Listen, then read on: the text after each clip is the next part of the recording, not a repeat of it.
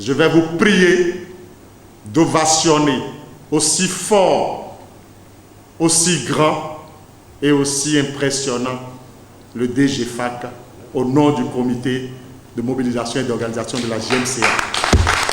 Son dynamisme, son pragmatisme et le sens de management aigu dont il fait montre impactent positivement et continue de forcer l'admiration. Et cette conférence qui lance la Journée mondiale de la culture africaine JMCA s'est tenue grâce à sa détermination d'accompagner le ministre de la Culture et par ricochet, le chef de l'État, Patrice Talon, dans sa vision de faire de la culture le deuxième levier du développement après l'agriculture. Gilbert Déou Malel, puisque c'est de lui qu'il s'agit, et c'est à lui d'ailleurs que l'honneur a échu d'ouvrir le bal des échanges ce mardi 19 janvier 2021 au Centre culturel artistique Africa.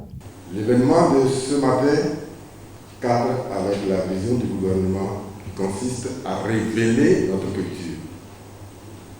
Et mieux, nous avons l'opportunité aujourd'hui de révéler cette culture, mais ensemble avec nos frères du continent africain. Voilà qui nous motive au niveau du ministère du Tourisme, de la Culture et des Arts à accompagner l'événement.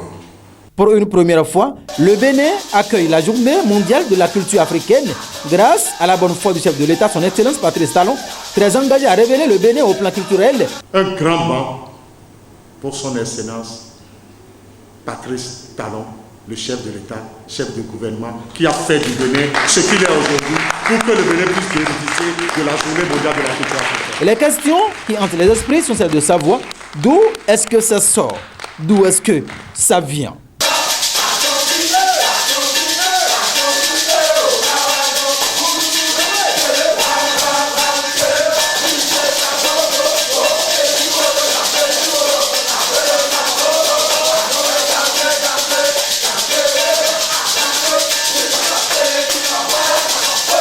La JMCA, c'est bien sûr un sigle, mais ce sigle, si jamais l'Africain que nous sommes, Béninois que nous sommes, nous laissons d'autres continents nous arracher cette journée de l'Afrique, on aurait tout perdu.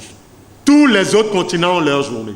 Au sommet de Khartoum en 2006, les chefs d'État ont réfléchi pour sortir ce que nous appelons la charte de la renaissance culturelle africaine.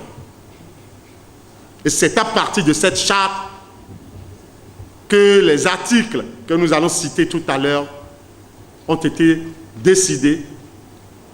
Et cette charte, si le Bénin aujourd'hui s'investit pour la journée mondiale de la culture africaine, JMCA, c'est parce que le Bénin a eu le courage, par son Assemblée nationale, est allé signer la charte de la renaissance de la culture africaine.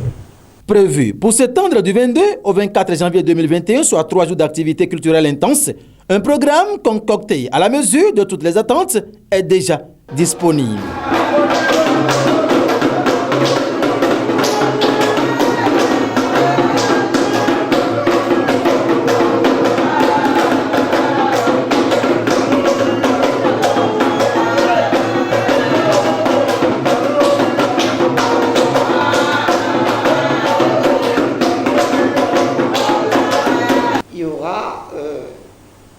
Une première présentation par le roi de Comé sur la reconnaissance des communautés présentes à la JMCA.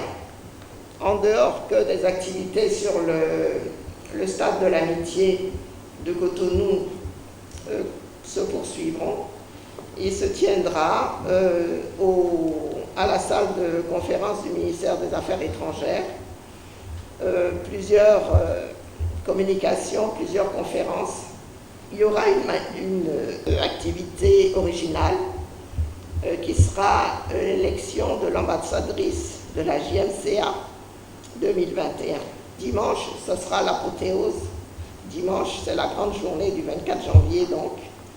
Elle se déroulera au Palais des Congrès. L'autre sujet abordé à cette conférence de presse est relatif au RAPEC, entendez, Réseau africain des promoteurs et entrepreneurs culturels, créé en 2007 à Ouagadougou au Burkina Faso. Notons à toutes fins utiles qu'une forte représentation des pays africains, les têtes couronnées, membres du comité de mobilisation et d'organisation dont le roi du Cameroun, Dagbo Kounon de Ouida et bien d'autres, ont participé à cette rencontre d'échange avec les professionnels des médias ce mardi. Si la culture reste le seul et unique héritage que l'Afrique a de plus que les autres continents, une participation active à cette journée qui a pour thème culture et développement, solidarité du vivre ensemble, s'impose afin de porter au pinacle les richesses culturelles cachées dont dispose le continent noir.